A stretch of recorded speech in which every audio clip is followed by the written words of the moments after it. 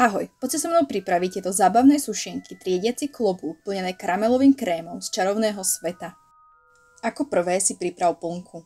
Do menšieho hrnca nalej 140 ml smotanej na šľahanie 33% spolu s 20 g karamelového trstinového cukru, ktorý dodá plnke výraznejšiu karamelovú chuť. Pridaj pol čajovej lyžičky vanilkovej pasty a zamiešaj. Po vedľajšej miske si zmiešaj 14 g kukuričného škrobu a 60 ml tej istej smotany.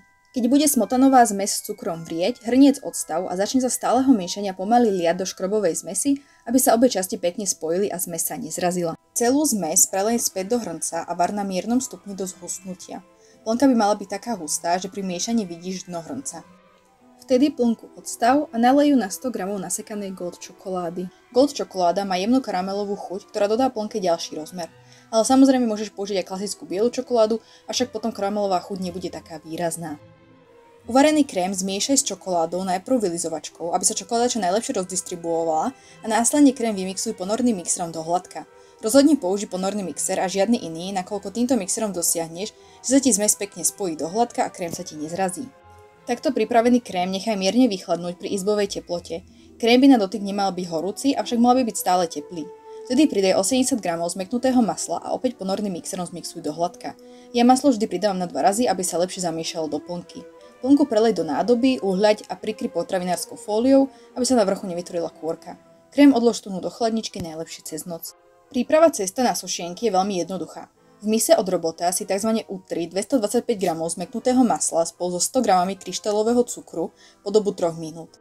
Ja na tento krok najradšej používam takýto stierkový nástavec, nakoľko utíra aj steny misy. Pridaj pol čajovej lyžičky vanilkovej pasty a jedno vajce izbovej teploty a zamiešaj do spojenia. Medzi tým si v druhej miske zmiešaj 300 g preosiatej hladkej múky, 2 čajové lyžičky krviaceho prášku, 4 čajové lyžičky soli a 60 g karobového prášku. Karobový prášok je vlastne náhrada kaká pre bezhistaminové sušienky. Pokiaľ však kakao toleruješ, môžeš karob kľudne za neho vymeniť v pomere 1:1. Stierkový nástavec vymeň za klasický káčkový a do maslovej zmesi za stáleho miešania postupne pridávaj múčnú zmes, až sa ti vytvorí kompaktné cesto. Cesto preniesť na dosku a poriadne ho z vrchu aj zo spodu pomôž hladkou múkou, aby sa nelepilo, nakoľko je cesto veľmi jemné. Cesto však môžeš pokojne odložiť do chladničky, pokiaľ ho budeš chcieť spracovať neskôr. Cesto vyvalkaj na hrúbku asi 0,5 cm. Obe časti vykryjovačky si namož do karobového prášku a povykrajú klobúky. Ja som vždy jeden klobúk opečiatkovala, ten bude tvoriť vrchný diel a jeden som nechala taký holý. Triediace klobúky preniesť na pleť vyslaný papierom na pečenie a peč vo vyhriatej rúre na 175 stupňov Celzia 8 až 10 minút. Po upečení nechaj sušienky vychladnúť na plechu, pretože za tepla sú veľmi krehké a mäkké. Karamelový krém si preniesť do cukrárskeho vrecka s menšou hladkou špičkou a naniesť ho na spodné klobúky po vnútornom obvode. Do medzery, ktorá sa ti vytvorí, nasyp pár farebných konfiet. Červené pre chrabromil, žlté pre bifľomor, zelené pre slizolín a modré pre bystrohlav.